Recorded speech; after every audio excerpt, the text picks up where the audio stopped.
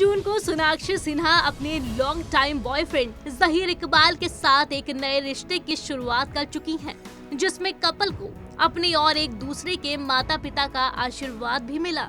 लेकिन आपको बता दें कि सोनाक्षी ने आम रीति रिवाजों से शादी नहीं की है, बल्कि सिविल मैरिज की है। सोनाक्षी और जहीर दोनों अलग अलग धर्मों से हैं, इसलिए इनकी शादी स्पेशल मैरिज एक्ट के तहत हुई है। सोनाक्षी के बांद्रा वेस्ट वाले अपार्टमेंट में हुई शादी में दोनों पक्षों के दोस्त और रिश्तेदार भी शामिल हुए।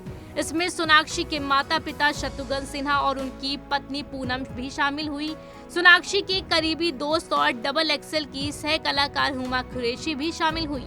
तो ये तो बात हो गई सोनाक्षी की शादी की। अब आइए आपको बताते हैं कि आखिर क्या है स्पेशल मैरिज एक्ट, जिसके तहत बिना धर्म बदले दो बालिग शादी कर सकते हैं। स्पेशल मैरिज एक्ट 1954 के तहत शादी के लिए रजिस्ट्रेशन कराया जाता है। अगर किन्हीं दो धर्म या जाति के लोगों को स्पेशल मैरिज एक्ट के तहत शादी करनी है, तो उन्हें शादी के लिए आवेदन देने की तारीख तक बालिग होना जरूरी है। लड़के की उम्र 21 साल और लड़की की उम्र 18 साल से कम नहीं होनी चाहिए। इसके अलावा दोनों पहले से शादीशुदा नहीं होने चाहिए। साथ ही दोनों मानसिक रूप से स्वस्थ हों, उन्हीं की शादी स्पेशल मैरिज एक्ट के तहत हो सकती है। अगर इनमें से कोई भी शर्त पूरी नहीं होती है, तो शादी का आवेदन रद्द कर दिया जाता है।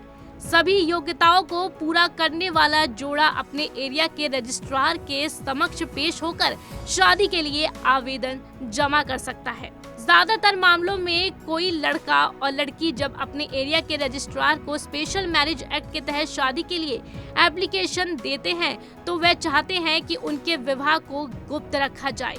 हमारे समाज में आज भी दो अलग अलग धर्मों के लोगों की शादी के दौरान काफी मुश्किलें आती हैं, लेकिन स्पेशल मैरिज एक्ट के तहत एक प्रावधान है जिसमें ये शादी गुप्त नहीं रह जाती है।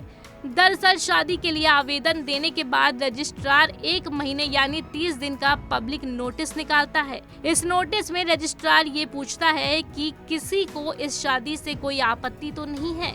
अगर कोई आपत्ति है तो वह रजिस्ट्रार को लिखित में सूचित कर सकता है।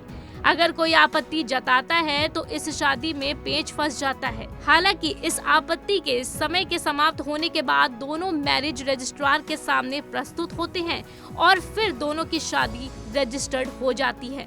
स्पेशल मैरिज एक्ट से ये 30 दिन का नोटिस हटाने का प्रयास कई स्तर पर चल रहा है।